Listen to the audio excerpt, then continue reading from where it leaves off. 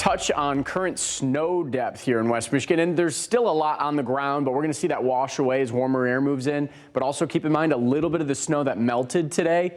Well, it may refreeze tonight and for the next couple of hours, as we have a lot of temperatures that are now at or slightly below freezing from I-94 in parts of the state line all the way to the north, where snow is mixing in parts of Mecosta, Newaygo, and Oceana County. But the majority of this, that pink, the purple is a little sleet. The pink, though, that's the freezing rain, and that's been a concern here. We've seen reports of 4 crashes on US 131. We're thinking that some of those are related to this glaze that is set up, because a lot of cars out in the Fox 17 station, well, if they've been sitting for a while, been able to form that layer of ice. Ones that were driven a little more recently, the warmth from the engine allowed that to just stick as rain. But wet roadways, definitely the potential for some slick spots here.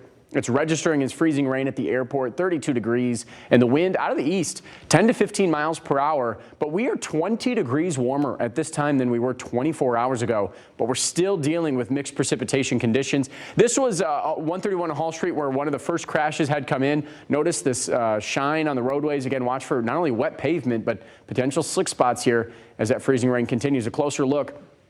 Muskegon, Newaygo, Oceana County, it's more of a snow/sleet, but you go Grand Rapids, Ravenna, off towards the south, even Ionia now, and down to Kalamazoo, and some of these darker pink bands, definitely some more consistent freezing rain. So we are going to see some level of measurable freezing rain, especially along 131, parts of 94 and 96 as well. We'll roll you through future track with the temperatures overlaid. 31 in Grand Rapids at 1 a.m. That means that a lot of that rain falling could still be freezing rain, and with how cold the ground is, especially on 96 to the north, it's able to form that layer.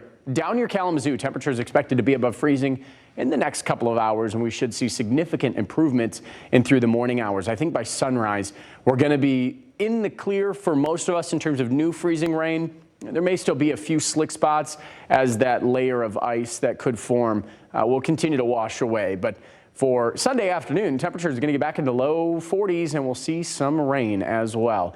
So here's a look at the future ice. Again, most of the rest of the accumulations will be north of 96 or east of US 131. I think Hastings Battle Creek still a little bit of a concern. So here's the 2-day forecast.